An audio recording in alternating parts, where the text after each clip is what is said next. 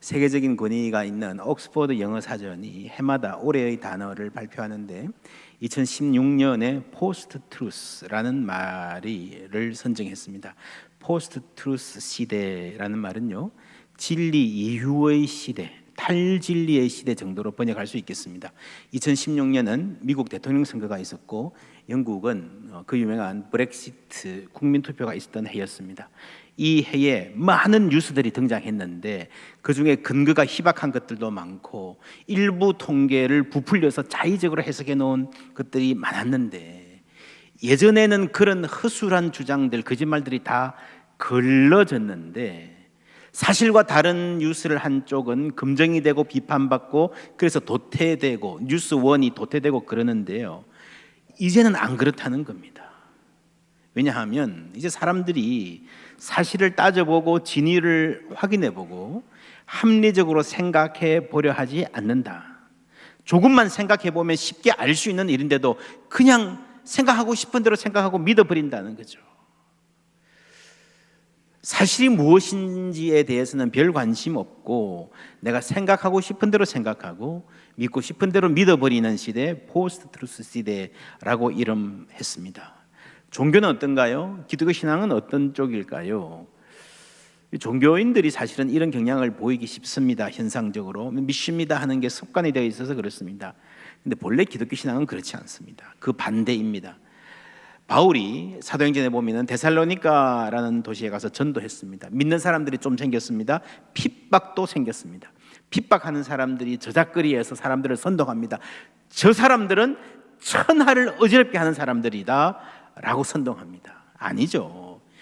바울이 어지럽게 한 게 없습니다. 세상을 어지럽게 하는 것은 오히려 자기들입니다. 조금만 생각해 보면 거짓이라는 걸 알 수 있어요. 그런데 데살로니가라는 도시에서는 이런 선동이 먹혔습니다. 그래서 바울이 도망쳐서 온 곳이 베레아입니다. 17장 11절에 보면은 베레아에 있는 사람들은 데살로니가에 있는 사람들하고 달랐다.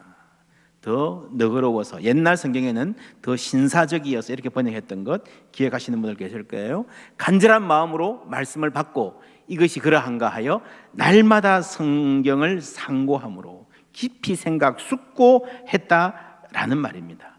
이 신사적이라는 말은 당시 말로 하면 귀족적이다, 존귀하다 이런 말이고요, 실제로 내용은 교양과 학식을 갖춘 사람들이다, 교양인들이다 라는 말로 요약할 수 있습니다. 이 분들은 간절한 말씀으로 마음을 받고요, 덮어놓고 믿는 게 아니라 그러한가 하여 생각하고 상고했다는 겁니다. 이것은 헬라 문화, 그리스 세계가 가지는 이상적인 인간의 모습입니다. 진정한 교양인의 모습이 이 진리 추구에 있습니다. 동양에도 이런 정신이 있어요. 논어에 조문도면 석사라도 가인이라, 아침에 도를 들으면 저녁에 죽어도 좋다는 말이 나옵니다. 진리를 알고 진리를 따라서 사는 삶이 진정한 삶이다. 하루를 살아도 진리를 알고 사는 것, 그것이 값진 것이다 라는, 요즘 말로 하면 인문정신이라 할 수 있겠습니다. 인문학이라는 것은요, 철학자들 이름 몇 개 외워서 아는 척하는 게 아니라 스스로 생각하는 힘을 기르자는 것입니다. 생각하고 살자는 말입니다. 그러기 위해서 우리가 책도 읽고 명사초청 강의도 듣고 토론도 하고 그러는 것입니다. 베레아 사람들에 대한 사도행전의 묘사는 이러한 그리스 지식인들의 지성인, 교양인에 대한 이상을 사실 제대로 실현한 사람들이 그리스도인들이었다는 겁니다. 이후로 200~300년 동안 기독교가 로마 제국을 마침내 정복할 수 있었던 가장 중요한 힘은요, 기독교의 진리가 가졌던 지적 정합성 때문이었습니다. AD 2, 3세기의 세계 지성사를 요약해 보면 명백한 결론이 나옵니다. 기독교가 정한 복음이 지적인 탁월성에 기인했다는 거예요. 여러분, 그래서 삶의 본질을 묻고 인간으로 하여금 제대로 성찰하게 하고 생각하는 것을 인문학이라고 한다면, 성경은 인문학 중의 인문학, 최고의 인문학이라 할 수 있습니다. 그런데 오늘의 기독교는, 오늘의 그리스도인들은 데살로니가인들 비슷한가? 베레아인들 같은가? 여러분, 오늘 그리스도인들이 진정한 교양을 갖추고 있다면 함부로 판단하지 않고 진리가 무엇인지 성찰할 줄 아는 능력이 있다면 이 포스트 트루스 시대, 아무도 진리에 관심 갖지 않는 이 시대를 밝히는 빛이 될 것입니다. 감정의 과잉, 거짓의 미세먼지로 혼탁해진 이 시대를 정화시키는 역할을 하게 될 것입니다. 여러분, 성경에서는요, 이런 진리 주장과 고민이 고스란히 담겨 있습니다. 놀랍게도 오늘날 우리가 포스트 트루스 시대라고 할 만한 현상을 성경이 이미 예견하고 지적하고 있습니다. 디모데후서 4장 3절에 때가 이르리니 사람이 바른 교훈을 받지 아니하며 귀가 가려워서 자기의 사욕을 따를 서성을 많이 두고 또 그 귀를 진리에서 돌이켜 허탄한 이야기를 따르리라 했습니다. 귀가 가려워서, 재밌는 표현이죠. 우리가 말을 듣는데요, 내가 들어야 할 말이 있고 듣고 싶은 말이 있습니다. 그런데 여러분 보세요. 학생에게 공부해야 해, 들어야 될 말이죠.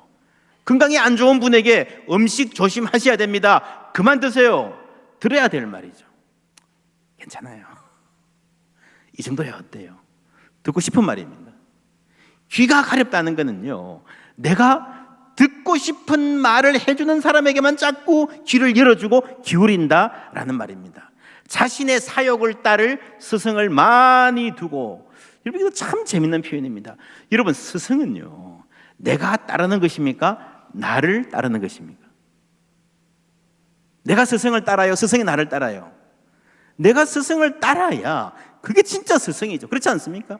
근데 사람들이요, 자신의 사욕, 사사로운 욕심을 따를 스승을 많이 둔다 그랬습니다. 많이 둔다는 건 많이 쌓아놓는다는 거예요. 그 중에서, 그래서 여러분, 나한테 불편한 소리 하는 사람은 제껴버리고요, 내가 듣고 싶은 말만 하는 사람들한테 당신 옳소, 당신 옳소 하고 스승으로 삼는다는 거예요. 여러분, 이게 바로 다원주의적 사고입니다. 포스트 트루스 시대가 된 것은요, 이게 사상적으로는 어느 정도 상대주의, 포스트 모더니즘의 영향도 있습니다. 포스트 모더니즘이 호기롭게 출발했습니다. 인간을 해방시키겠다고. 모더니즘, 그 이전의 사회가 진리라는 이름으로 인간을 억압했다는 거죠. 특정 집단이 자기 생각을 진리로 강요했다는 거죠. 그래서 그 권위를 해체하고 인간을 해방하겠다, 그게 포스트 모더니즘이에요. 뭐 세계 들을 말도 부분적으로 있어요. 그러나 전체적으로 보면요, 그래서 권위가 해체되고 진리의 객관성이 부정되면서 이 세상이 좀 더 살기 좋은 세상이 되었는가? 반대로 거짓이, 너도 옳고 나도 옳다, 다 옳다, 거짓이 미세먼지처럼 혼탁하게 우리의 폐부를 깊이 상하게 하는 세상이 되고 말았습니다. 그러한 정상이 본질적으로 인간의 죄에 기인한 것입니다.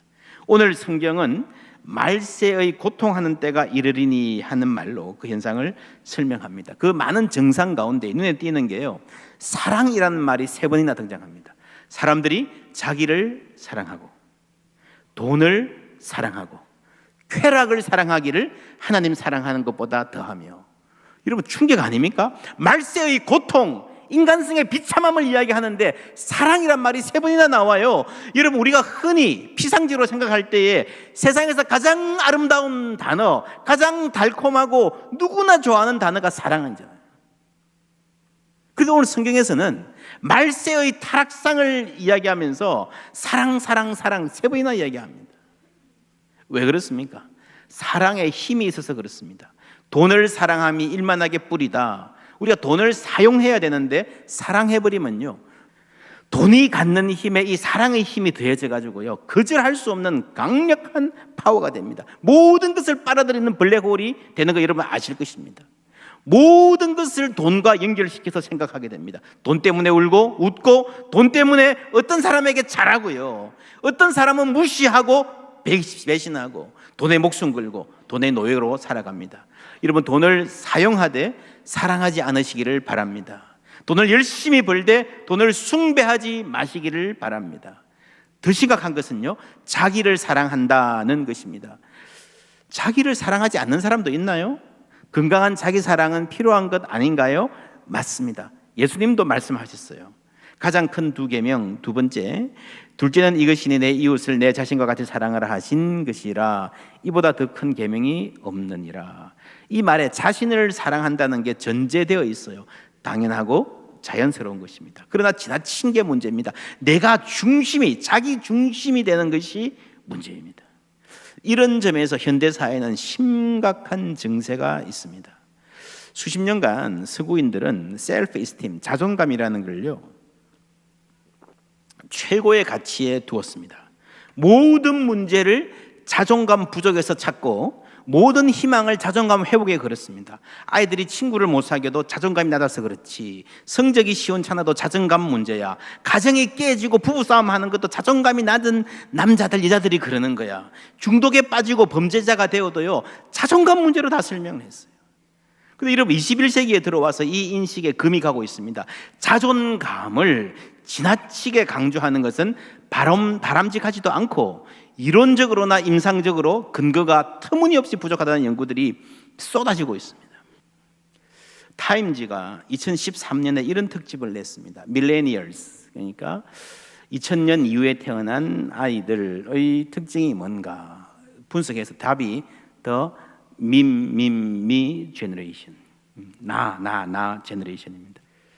젊은이들이 어른들에게 반항하는 성향이 크다 그러는데요. 여러분, 이 밀레니얼스들은요 반항도 안 하는데요. 그러니까 젊은이들이 어른들에게 반항한다 이 생각도 옛날 생각이라는 거예요. 옛날 젊은이들은 우리 아버지는 왜 저렇게 생각하지? 우리 선생님 왜 저렇게 꽉 막혔지? 너무 답답해 했는데, 요즘 젊은 아이들은요 어른들이 뭐 생각하는 것에 대해서 관심 자체가 없어요. 저 사람들은 본래 우리하고 다른 사람들이야. 대화가 안 돼. 자기들하고 똑같은 세계를 살아가는 존재로 인정을 안 한다는 거예요. 내가 중심이 되어 있죠. 엄마도 아빠도 나를 위해서 존재해요. 그렇게 하다가 학교 가서 선생님이 뭐 야단치면 들을 리가 있겠습니까? 난리가 나죠. 선생님이 틀린 거예요. 내가 맞는데 선생님이 틀린 거예요. 그렇게 교권이 땅에 떨어지는 현상, 여러분 거기 있어요. 그런 세계에서 선생님들만 불행할까요? 아닙니다. 결국 이 자기 중심성으로 가장 큰 고통받는 것은 스스로 자기 자신입니다. 이것은 젊은 세대의 문제뿐 아니라 오늘 우리 세대가 공유하는 모두의 문제이기도 합니다. 성경은 우리가 하나님의 사랑을 받는 존귀하고 아름다운 존재임을 가르침과 동시에 죄인이라는 것을 끊임없이 지적합니다. 그래서 예수님이 구원해 주셨어요. 구원 받았습니다. 지금은 어떻습니까? 완벽합니까? 내세울만 합니까? 죄인 아닙니까? 아니에요. 우리는 여전히 죄인입니다. 나는 아직 멀었습니다. 그 겸손을 잊어버리고 교만해진 사람들의 병통이 오늘 낱낱이 나옵니다. 부모를 거역하고 원통함을 풀지 아니하며. 이 둘이 같은 뿌리예요. 부모뿐 아니라 모든 권위를 인정하지 않습니다. 내가 너무 옳은 거예요. 누가 뭐라 그래도 내 생각을 바꿀 의지가 없습니다. 그러니까 원통함을 풀 수가 없어요. 내가 옳은데.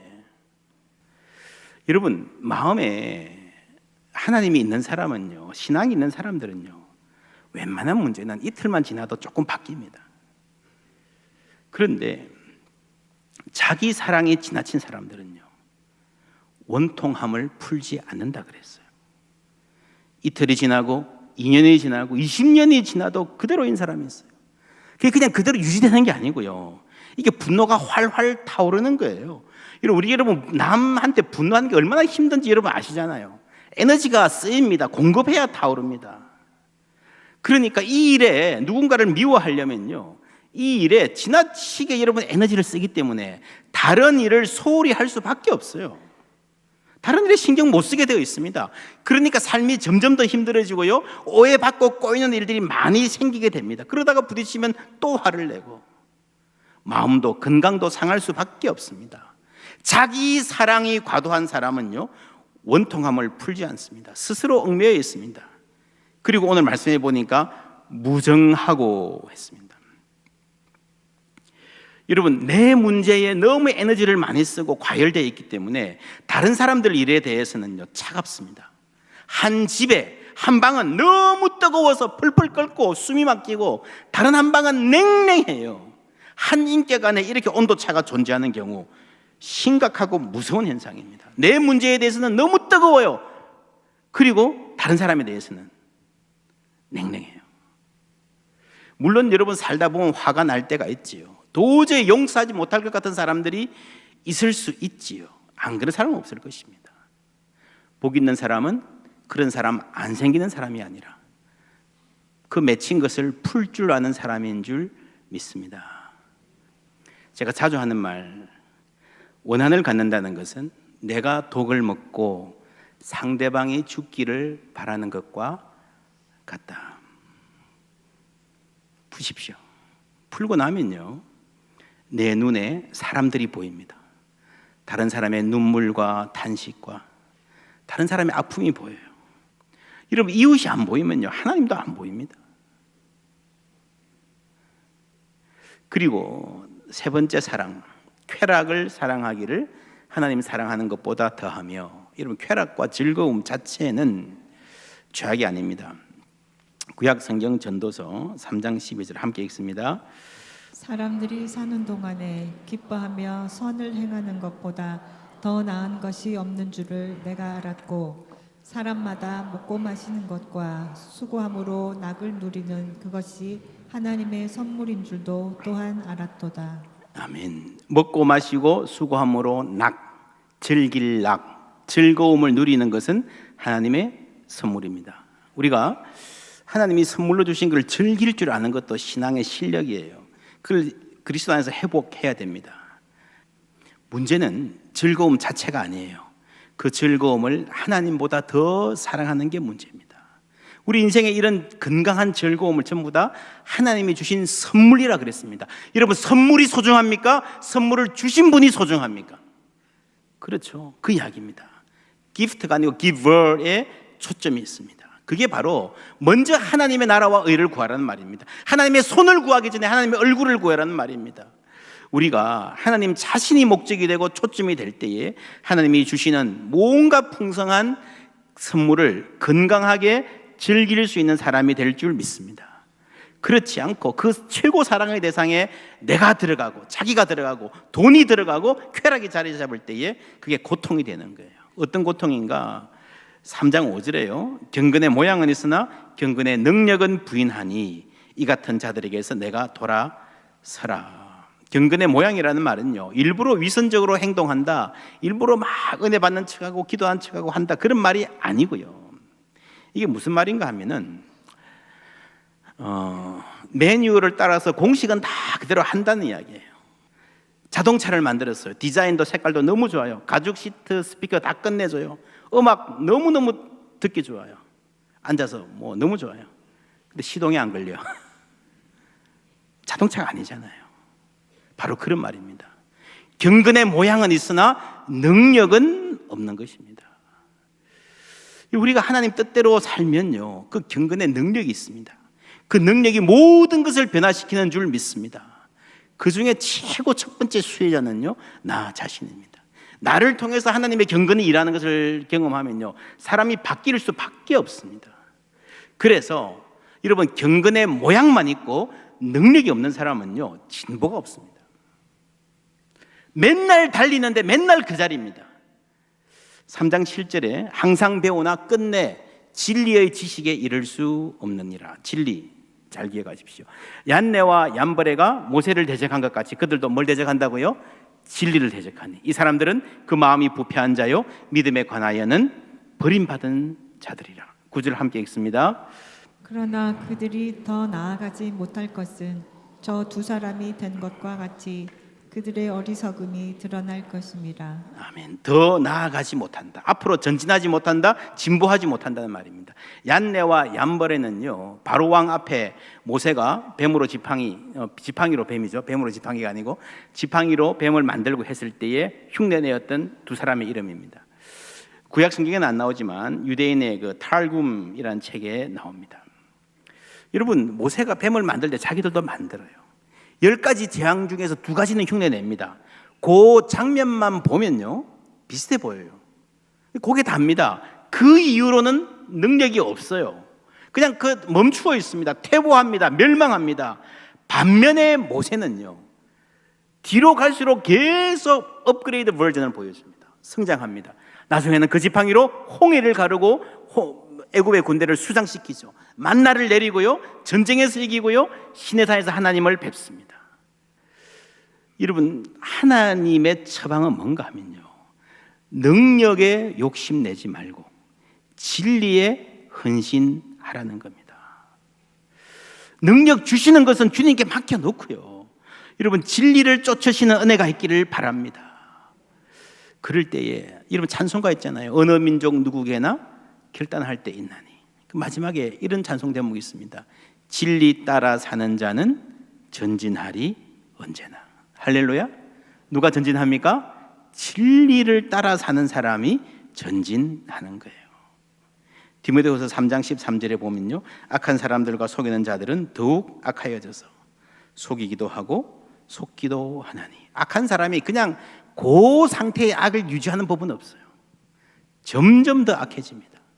반면에 하나님의 사람은 이 모든 일에 전심전력하여 너의 성숙함을 모든 사람에게 나타나게 하라. 옛날 성경에는 진보라고 번역됐습니다. 프로코페, 어제보다 오늘이 나아진다는 거예요. 여러분, 우리가 아직도 많이 멀었지만 그래도 어제보다 오늘이 나아진다면, 올해보다 내년이 나아지는 사람이 된다면 희망이 있는 줄 믿습니다. 그렇게 하나님은 우리를 키워 가시는 거예요. 모세는요 그 이후에 40년을 살았습니다. 120년 동안. 그동안에 계속 앞으로 나아갔습니다. 진리를 따라 살며 전진했습니다. 모세가 120세 될 때에 눈도 흐리지 않고 기력도 쇠하지 않았다 그랬습니다. 와, 부럽다. 근데 정말 부러운 거는 초점은 그게 아니고요, 그렇게 오랫동안 모세의 육체의 건강을 주신 하나님이 모세의 속 사람을 얼마나 아름답게 변화시키셨는지가 핵심입니다. 신명기 여러분 아십니까? 모세의 오경의 결론이잖아요. 얼마나 여러분 무게 있고 권위 있고 아름다운 말씀인지 모릅니다. 모세가 120세 때 한 설교입니다. 놀랍지 않습니까? 하나님이 한 인생을 그렇게 끌고 가시는 거예요. 디모데후서 4장 7절 말씀, 경건에 이르도록 내 자신을 연단하라. 육체의 연단은 약간의 유익이 있으나. 여러분, 육체의 건강을 위해서도 새해 계획하시면서 기도하고 투자하십시오. 그러나 경건은 범사에 유익하니 금생과 내생에 약속이 있느니라. 120세를 산 모세, 하나님이 이 땅에 사는 가운데도 다른 사람이 모르는 행복과 보람과 기쁨을 그 삶에 부어주신 줄 믿습니다. 그리고 내생에 하나님이 말할 수 없는 영광으로 영접해 주셨습니다. 이제 곧 새해가 다가옵니다. 여러분, 무엇을 이루고 싶으십니까? 육체적으로 건강한 삶도 계획하시되 경건의 훈련, 내가 어떻게 주님 닮아갈까 기도하시고 결심하는 은혜 있기를 바랍니다. 그러기 위해서 우리는 무엇보다 겸손해야 됩니다. 나는 아직 멀었습니다. 나는 책망과 교정이 필요합니다. 그래서 희망이 있는 거예요. 그래서 나는 더 좋아질 것입니다. 할렐루야. 나는 아직 멀었습니다. 나는 책망과 교정이 필요합니다. 그래서 나는 더 좋아질 것입니다. 주님 은혜 안에서 우리가 주님 앞에 서는 그날까지 날마다 주님 닮아가는, 혹 우리 그 사람은 후패할지 모르지만 속 사람이 강건하게 되는 진리의 사람들 다 되시기를 주님의 이름으로 축원합니다.